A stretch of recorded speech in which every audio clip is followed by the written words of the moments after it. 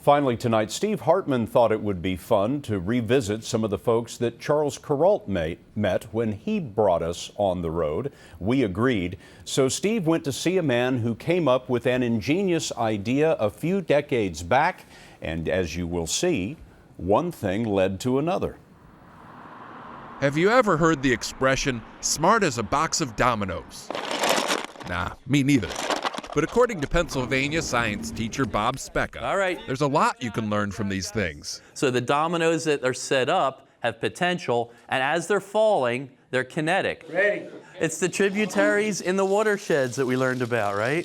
Bob loves teaching with dominoes. And to help you understand why, you need to see this. The journalist's name is Charles Kuralt, and this is from 29 years ago. All right, Physics 101, the domino theory. Bob Speca scored a world record by setting up and knocking down 111,111 dominoes. You ready? I'm ready. 3, 2, 1. Believe it or not, before Bob, dominoes were mostly used for playing dominoes. In fact, Guinness didn't even have a domino toppling category until he started it. You always wanted your name up in dominoes, didn't you? Oh, I'm touched. Bob Speca's creations were spectacular for their time. Look at that.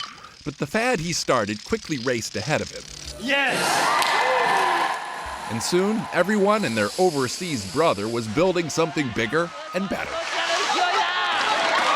Your kind of heart sinks a little bit because you want to be on top. For the last 20 years, he's been relegated to second-tier domino duties. Weddings, conventions, and bar mitzvahs, the whole deal. Bob honestly thought he'd never be part of a Guinness record again, until he started thinking outside the box. Let me just... Spring. This is the domino? This is it. And, oh, you know what you're doing? No, you don't know what we're doing? Turns out there's actually a category called human mattress dominoes. All right, there we go. A hotel chain recently hired Bob to coordinate this record-breaking attempt of 850 people.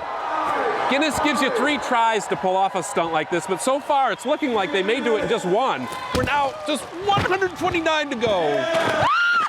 The whole thing took about 11 minutes, and when it was done, Bob Speca was at the top once more.